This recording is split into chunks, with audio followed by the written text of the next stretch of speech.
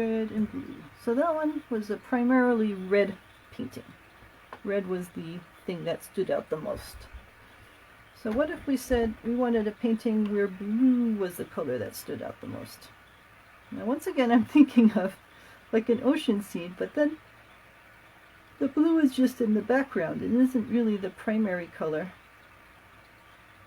And if we put a blue fish into a blue ocean, then that wouldn't really stand out well. It would just be a blue in a sea of blue, which isn't quite as useful. You usually want your main focus items to stand out clearly against the background items. Well, let's see. What are some objects which are blue as compared with the background of the sky or the background of the water? Oh, we could do a blueberry. That doesn't really appeal to me. I could do a blue creature of some sort. Now, I start thinking I could do a blue dragon. But, now see, I was going to say I'm not very good at drawing dragons, but the only way that one gets better is to practice. Alright, so why don't I try drawing a blue dragon? Alright. I have an idea for my sample dragon. And we will see how this works.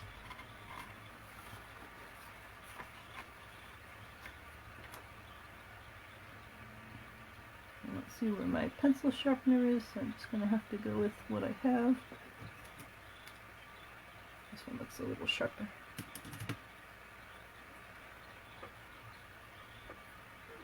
Alright, so dragon, I'll do the head last because that'll be the challenging part.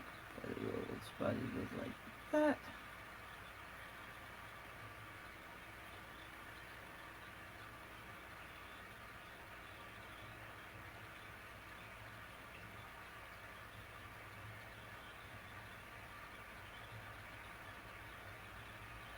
Oops. Always have an eraser around when you are drawing your designs because it can come in useful. Alright, dragon shape. Dragon has 4 claws.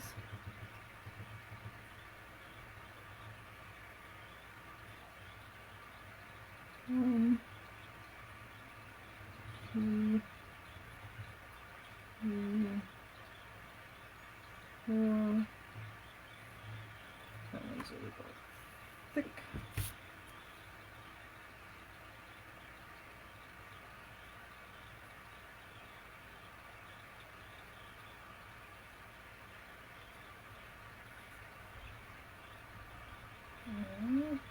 Leg number 2.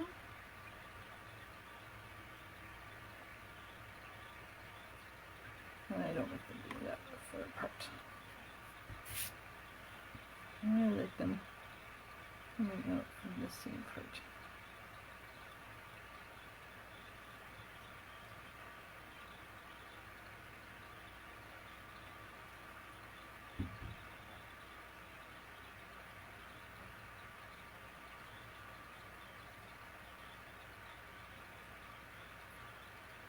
Alright, and up here, it has a pair of them up on the shoulder area.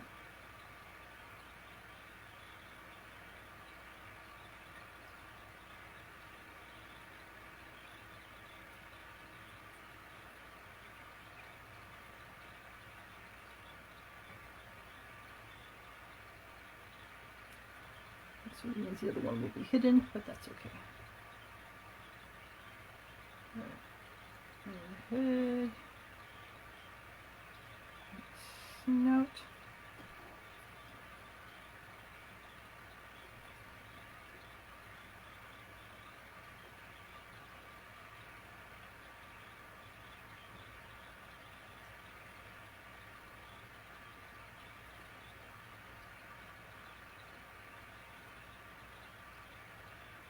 It's a little too curved, like a beak.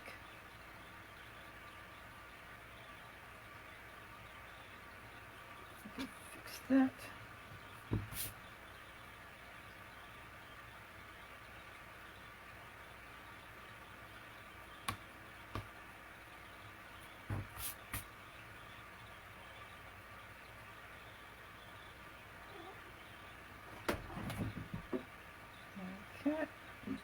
dripping all over the place.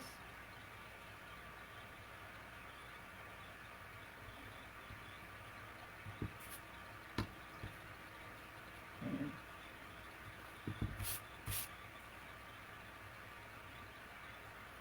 what do I want him to have?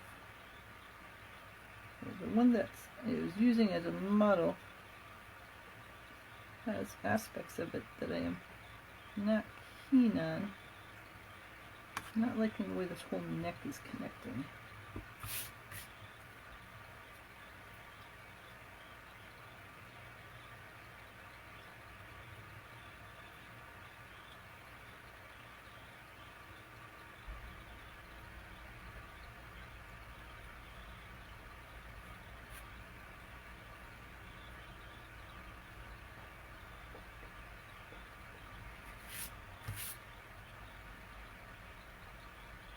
Alright, what is wrong with the neck? I think it's too thick, and I think of the neck as thin. So maybe more like that is a little better.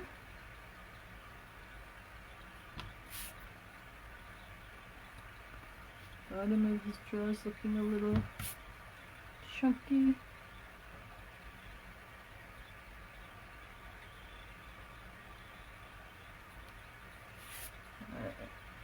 Looking a little better.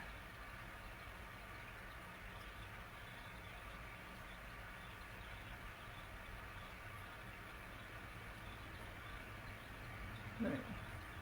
Part of the problem is this head is bent that way, then the spines are sort of going down there. Then when do they come around?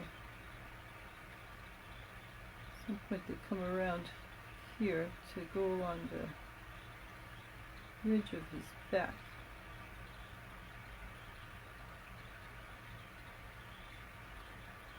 Speaking of 10-hour projects, this is something where if I did him the way I would want to do him with scales, it would take me, right, but see then, if this is his back, then these have to start coming out here, because this is the middle of his spine to come between his legs. So all of this twisting gets a little challenging.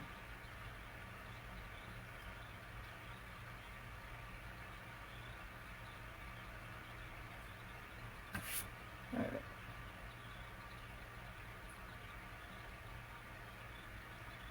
But yeah, you could sit there and do scales on him for 4 hours straight to get all the scales to be working properly.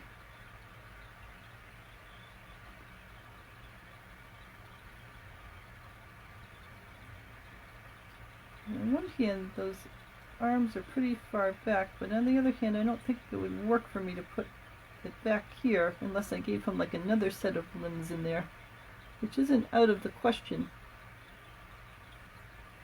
But otherwise, this whole middle part, I don't know realistically how it would go. Not that a dragon is realistic, but still you want there to have a little bit of sense that it could actually hold itself up. I guess it just has a really, really strong center line. Or maybe it mostly slithers and the legs just sort of pull it along. Okay.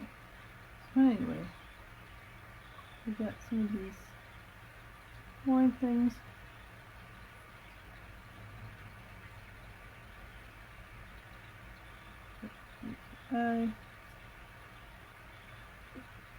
Alright, well that'll do for our purposes.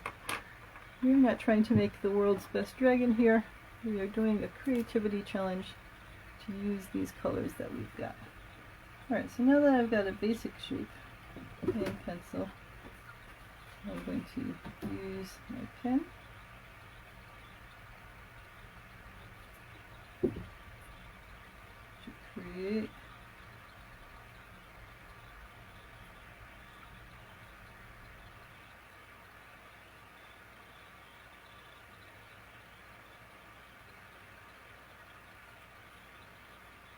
the shapes that we need.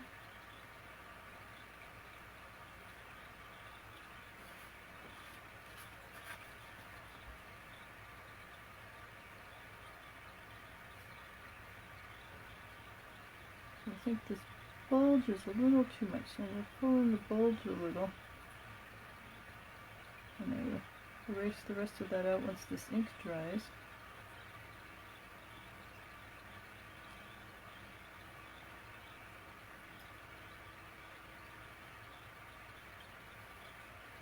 I would generally recommend getting all your trials done in pencil, and then that way you can erase and erase and try again and really see what it looks like before you start doing the ink.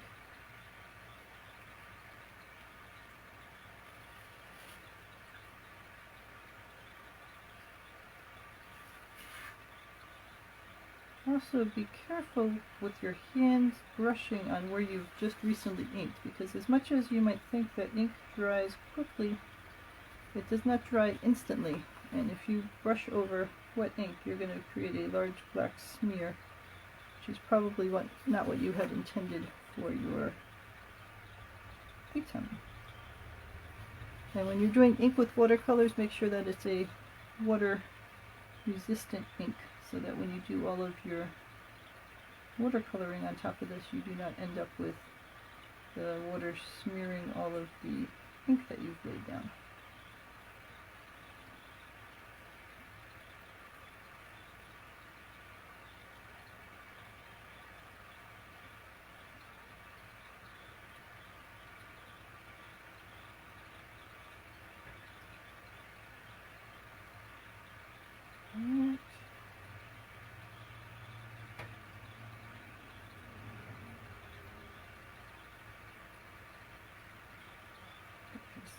Claws.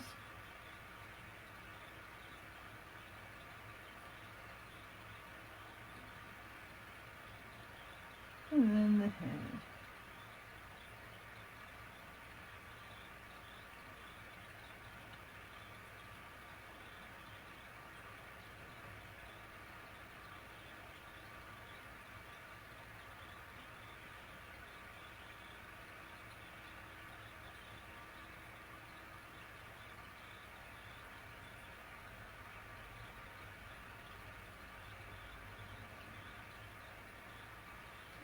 Alright, the eye.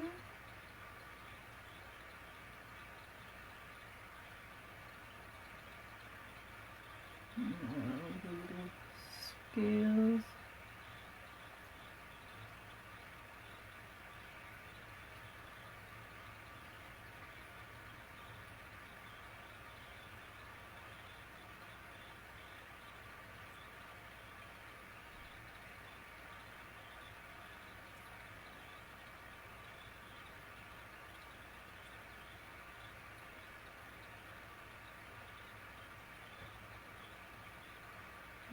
Again,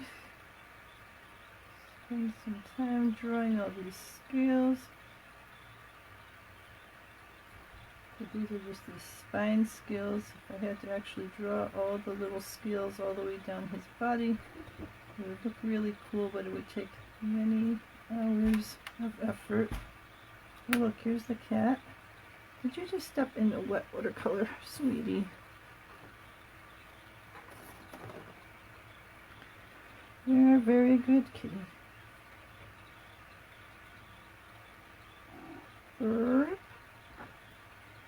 Good kitty.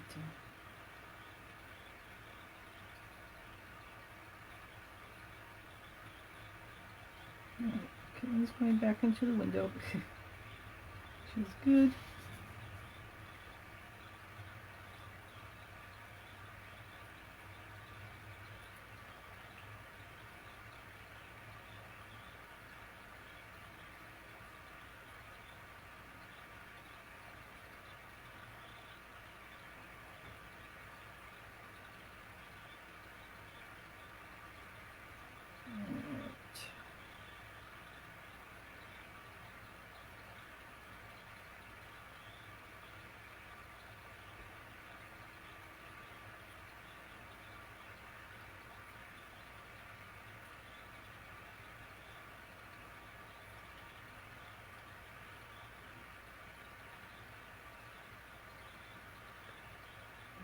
Good. Tail bits.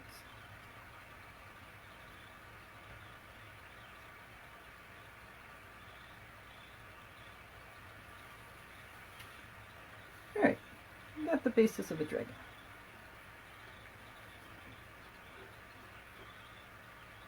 So I'm going to do a blue dragon, because the whole purpose of this is to have blue, to be able to do something that featured blue, since the previous one featured red.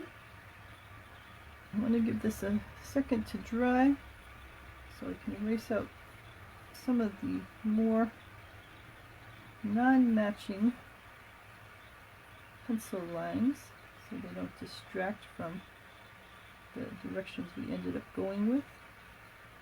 But again, I want to make sure that the ink is dry before I do that, so that I'm not ending up smearing it. It doesn't take too long to dry, but you want to give it that chance. I know, sweetie.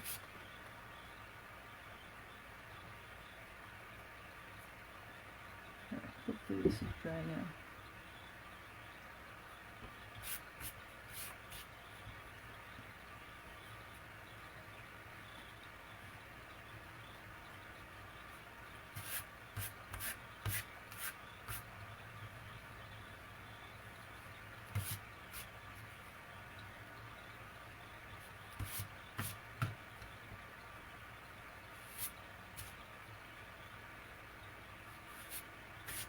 This is the one I just did, so it's the most at risk.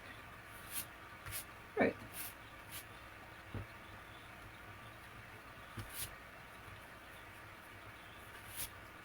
There we go. Alright, so let's start with blue. I'm going to make the dragon himself blue. Now actually, Scott Nelson says to do the background first, but the question is, what am I doing for the background? If I've got blue, then I want the background to be an opposite color from blue.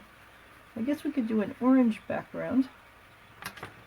Orange is a little odd for a background, but if I do it light, then I should be able to create a contrast color.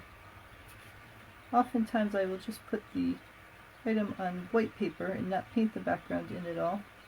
But let's give this a try and give it an orange background. Now the downside of that is then we won't be able to use orange for the spine scales, because if we did, then it would just be orange against orange and it really wouldn't stand out very well.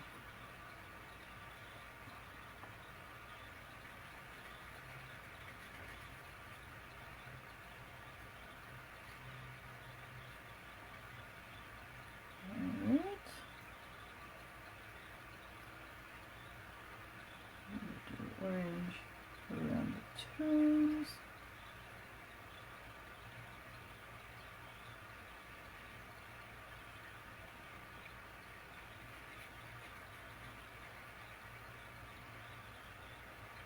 So you'll notice the paper curls a little. That's because I, in general, don't pre-wet or pre-stretch my paper.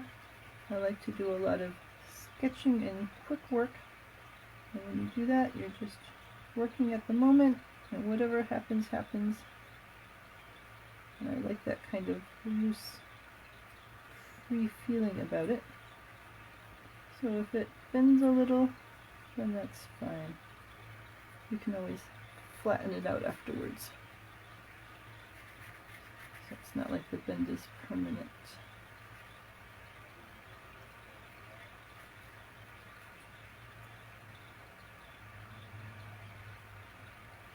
You can see I'm feeling fairly loose around the spines too. I in general like that feeling with a watercolor that's it's a loose, quick sketch of something. So I don't tend to be too picky about staying within the lines or having the color stay within the lines, because it's a style that I like of this loose, free sketchwork. A little orange in there.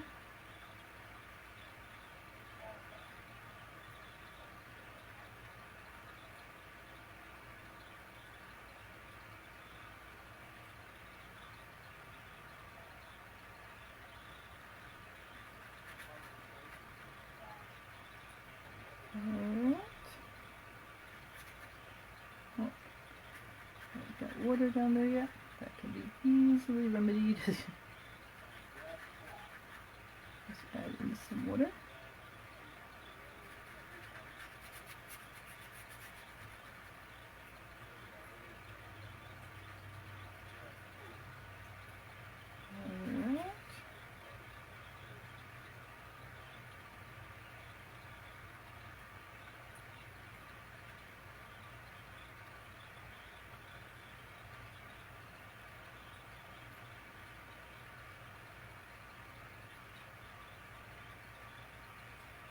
There we go.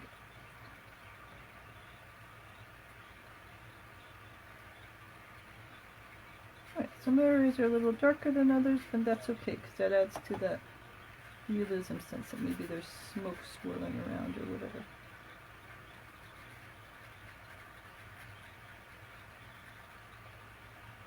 So I'm perfectly fine with some areas being a little darker, some areas being a little lighter. Now white tends to stand out and grab the eye, so I don't want any white spots that are just in random places that you don't want the eye to be drawn to. So it's a good idea to handle any white edge area that might catch the eye and draw your attention somewhere that isn't really a feature point. Alright. We have a background for our dragon.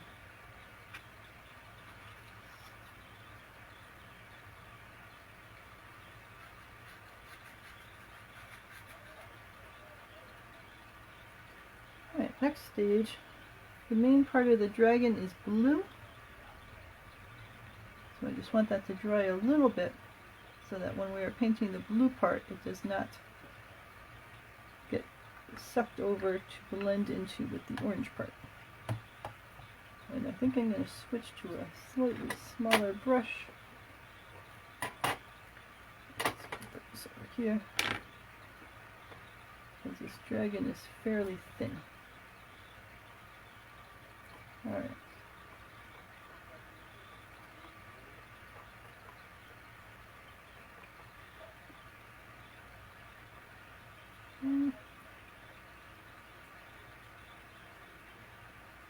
The spines are going to have to be red.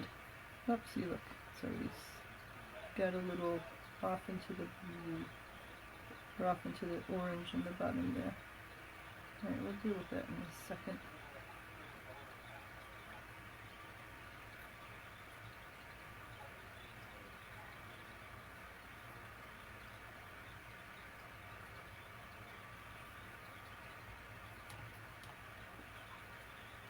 Right, so if you get your brush wet with clear water and then get it a little damp, it acts like a sponge and it sucks up the paint that's on the page. So that had blue, that got sucked a little out into the background area. So I have this clear water brush that is damp. There we go. And that lets you suck the color back up off of the page that you're working on.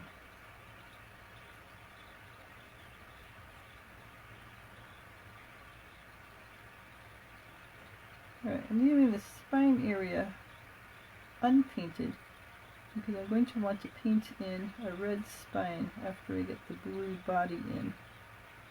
And I want that red spine to be against the white paper, because if I put down blue and then put red on top of it, watercolor paints in general, you can see through each layer to the bottom layer, and it would end up looking like a purple, which is not my intention here for this dragon.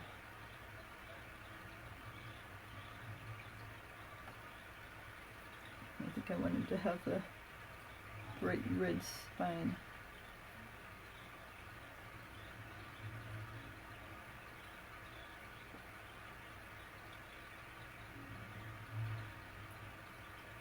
This will be a situation where I need to do a couple layers, you know, the shadows and such in that I want to use.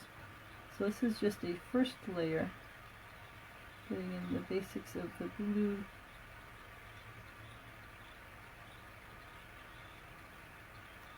And again, as we've said, the watercolors tend to dry lighter when they go down.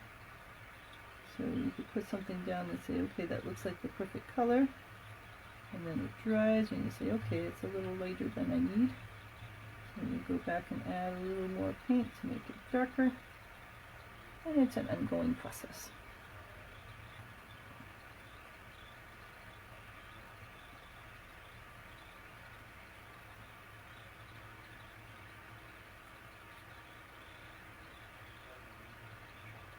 So really rotate it around by this point.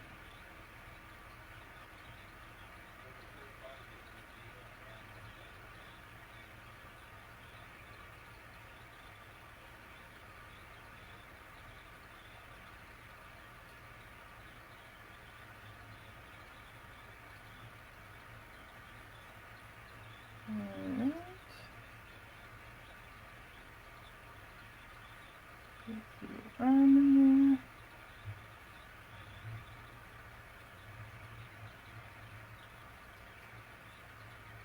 So how are you guys doing? Hope you are doing well. Relaxing. Having fun.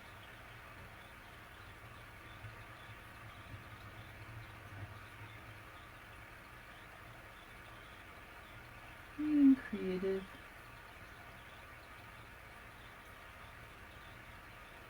It's good to share your vision of the world with other people. We are each unique. We each have our own way of seeing the world. It's great to see all those different versions of things. Because for all you know, there are people out there who will adore your version. I think it's better than anything else they've seen because we all have different styles we like.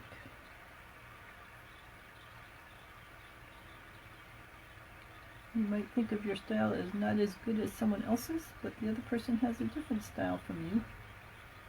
And it could be that your style is absolutely perfect for many people. Alright, I think I'm going to make their ear things red as well. So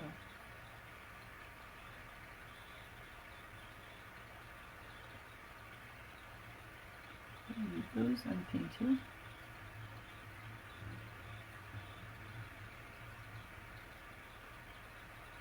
It looks like inside his mouth ended up not getting any orange, so it's looking a little white right now, but I don't want to touch that right now because the blue is wet and it will make a blue-orange mix. So let's take care of his legs. So when you have different parts of something, even if they're the same color, you need to make them a little bit different from each other, otherwise they will just look like a giant blur.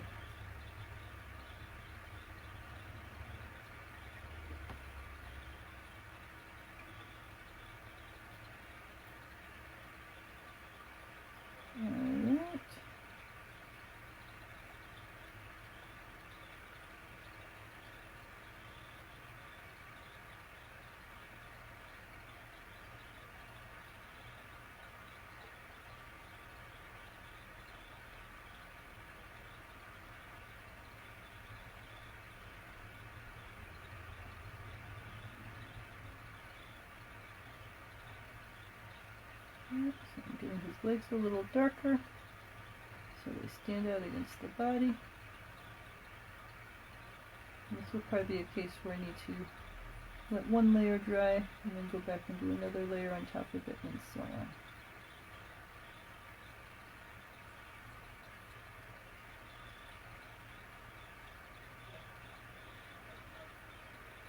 Alrighty.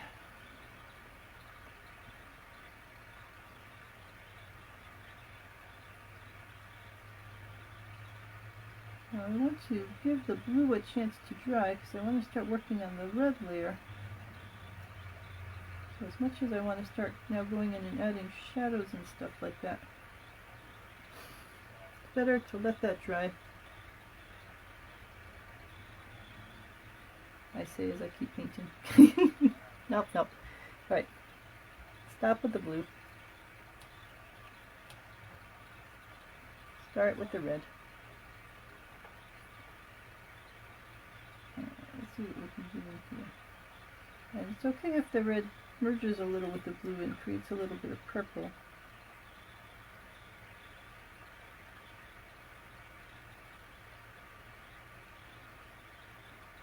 Now see, I carefully drew all these little points, and I sort of just went squiggly in the tail area. And you can't see the points under this red, because this red is so thick and dark. And granted, it will dry a little lighter, but I think in general I need to be more attentive to the shape of these things and not just rely on the blackness of the ink to create their shape.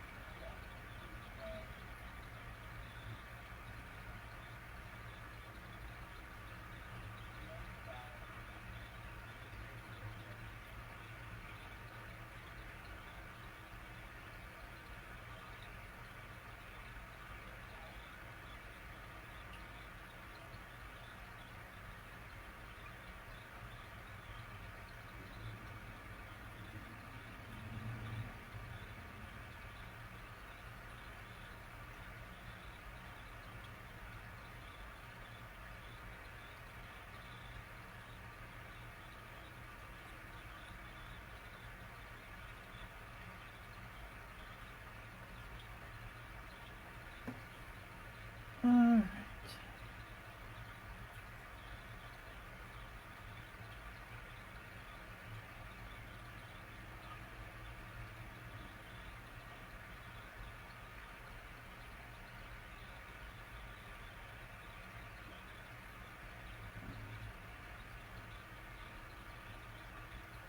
Yep, so we're making the little spiders.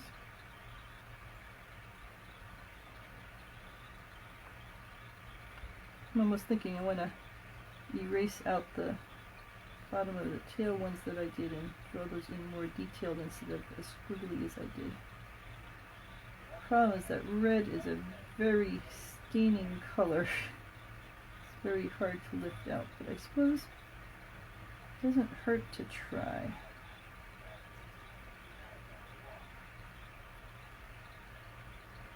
Alright, let's try before it gets too stuck on there. Alright, so I have a clear brush.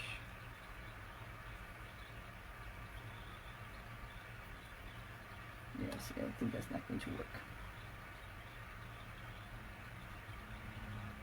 Clear brush with water. I'm trying to lift out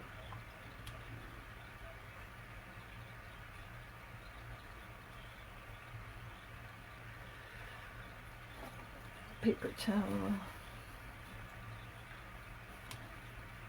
But it's mostly just mushing it around. Oh, there's a little bit.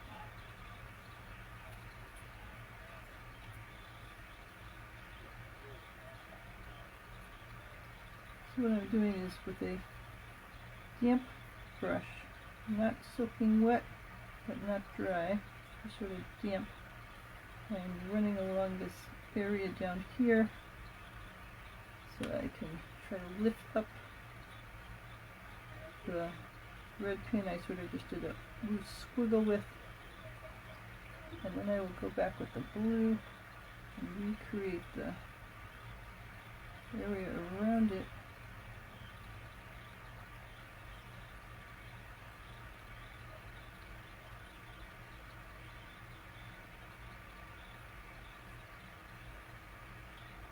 And once that dries, I will go back and add in the red in more detail.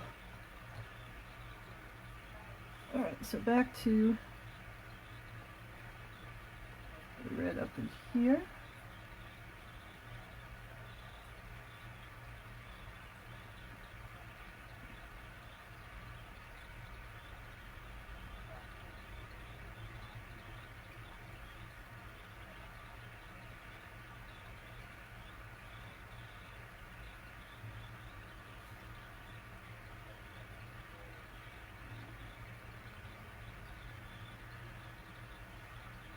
This color combination is usually not one that I would have used.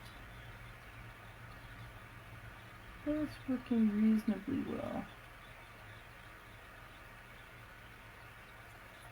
And part of this challenge is to get that sense of, well, how would these colors work together?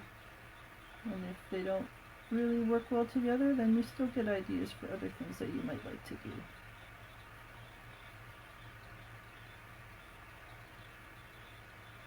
I would generally like to do something more metallic or gold for a situation like this.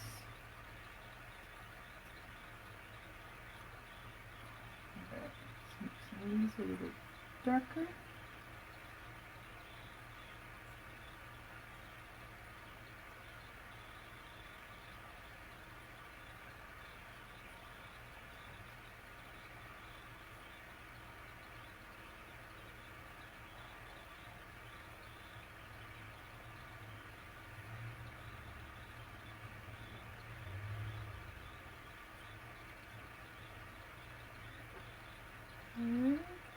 And clearly there's some areas I'll need to go back in with blue to fill in. But that is alright. Alright, so we'll get the red for the horns.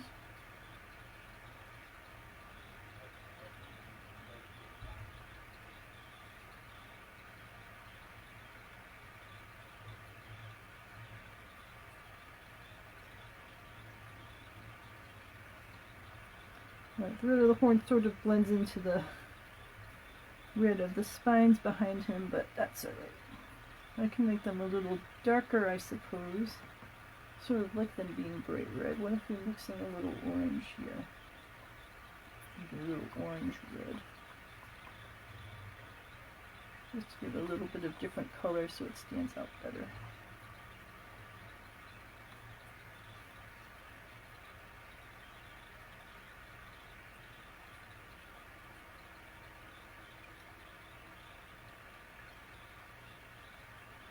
Alright, that seems good. And use the darkest gray that I have over here to make his eyeball.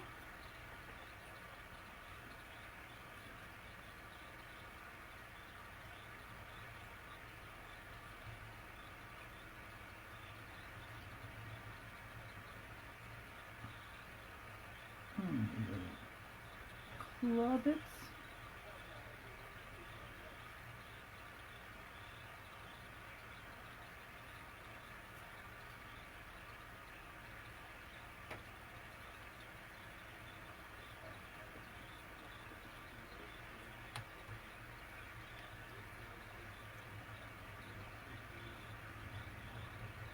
That's still a little wet, so I can't really work on that yet.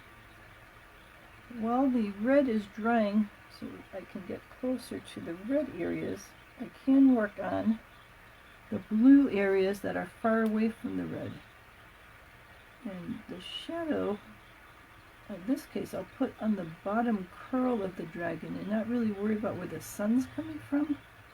Because with all these curls and everything, it's going to be a little confusing about what direction everything is going in, and the shadows will help give a little sense of that. And I said that I want the arms to be darker, the arms and legs, so that they stand out a little better against the body.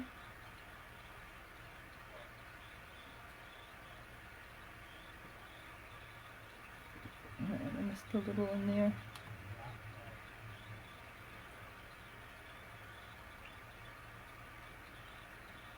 Alright.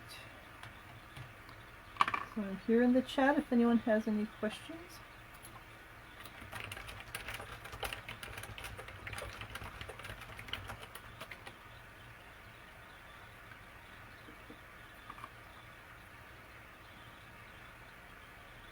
I am really tempted to put in some scales. It's just it would take quite a while to do all the scales, and it would be a shame to spend the time that we have here just on drawing scale after scale after scale. I can draw those in later, but I think you get a sense of what it would look like if I drew in a bunch of scales.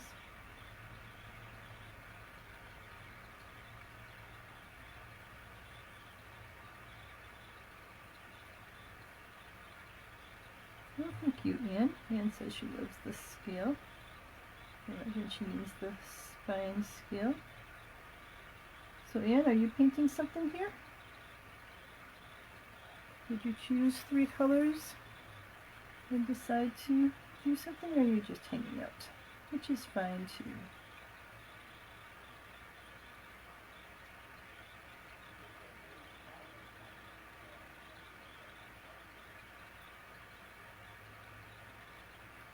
I think this red is still a little wet.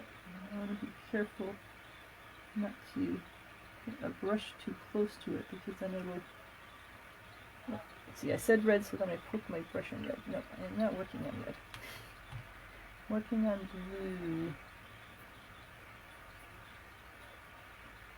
I want to be cautious with anything that's still wet on the paper, because then if this red was still wet over here, and my wet blue would merge into the wet red. Ah, so you're doing a choosing colors, which is a fine challenge too.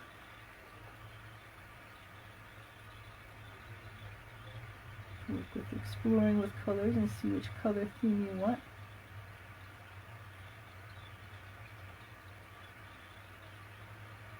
Yes, it's good when doing a book kind of project to come up with an overall color theme and then to work with those colors so everything works together and looks coherent and has a single feel to it. So it's a good thing to give a lot of thought to, because once you set it, then you want to sort of stay consistent to that for the length of the book project. I still have the book series I want to do for my 2 nieces. And there's soon going to be 3 nieces, so I need to get the first one done soon, so that I can then do a sequel when the 3rd niece is born. My challenge is that I'm still thinking about how to draw the characters, and really, you know, they're not going to care that much, they're just going to enjoy it, and if I wait too long, they're no longer going to be at children's books age, so I just need to plow forward and get that done.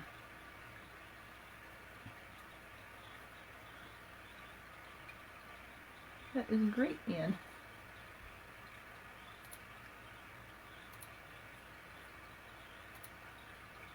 Yes, it's good to keep the theme fairly simple, but as we see here, even if you just have 3 base colors, then when you start mixing in the versions of them and so on, you have a nice range that you can work with.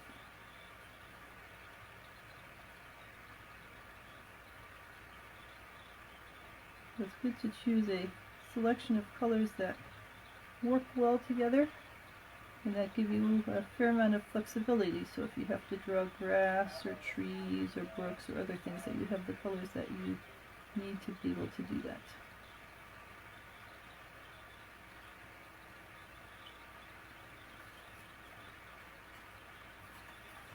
Alright, I don't want that kind of a hard line for this shadow. It should look like a natural shadow and not like a straight line along the side of the dragon creature. Alright, so now I'm just taking water and I'm mushing it out a little more, so it looks a little more natural and a little less like just a dark line stuck on part of the dragon.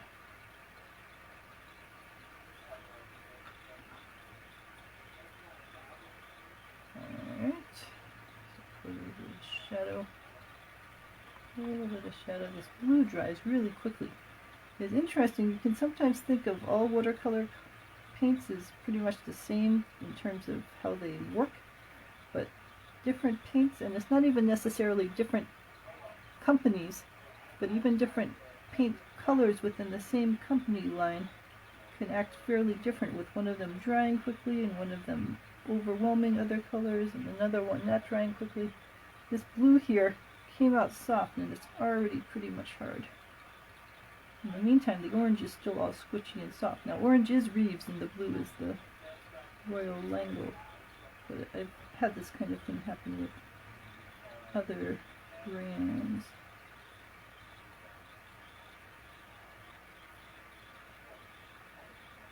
Right, so I want to be careful not to paint over the spine here.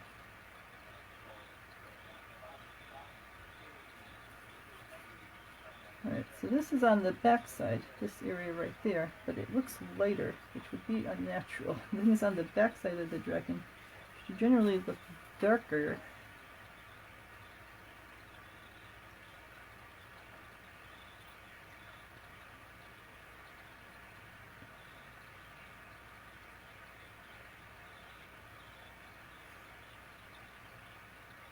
Alright, I should wrap up this dragon soon so we can go on to our third painting, because this was not meant to be all dragons all the time. And I love dragons, which is probably why I'm spending so much time. I can finish this up later and post for you guys what it ended up being. Because I want to put a lot of work into that face to get it to be more textured and three-dimensional looking and all of that kind of stuff.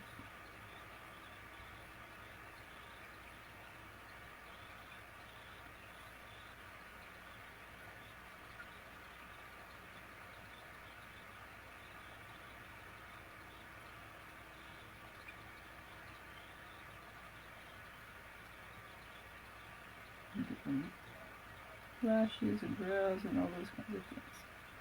But not right now.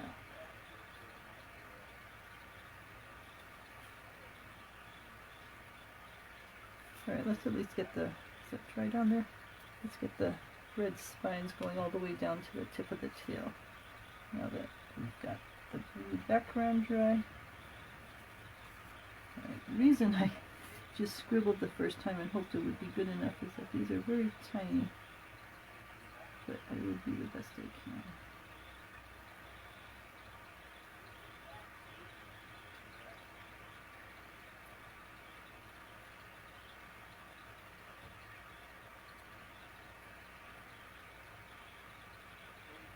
Alright, still looks pretty much like a scribble, but I tried much better to get inside the little marks. Alright, we have some white over here, and the problem is that white tends to draw the eyeball, and we don't want the eyeball drawn just to random little spots on the dragon's spine, so we need to make sure that we cover up all that white with some sort of a color.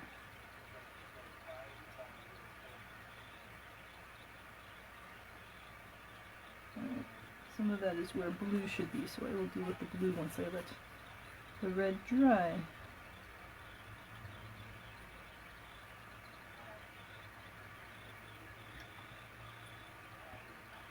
Alright, so I think you can see where this is going.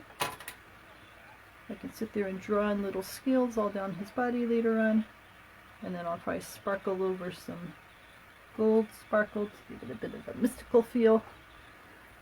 And it's showing up very bright with this light.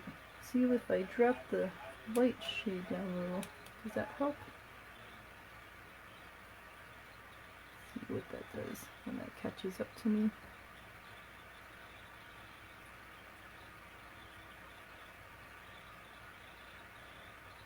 It's still washing it out. I wonder if it's because of the white of this that the camera is seeing the white of the palette area, and therefore it's washing out the paper.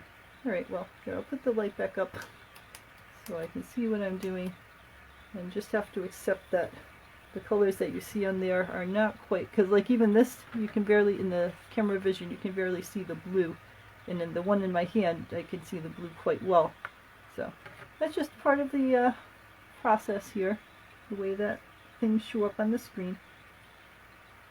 Alright, so we have something where blue is the primary color out of the three. We have something where red is the primary color out of the three. I'll see where I can put this. put it over there for now.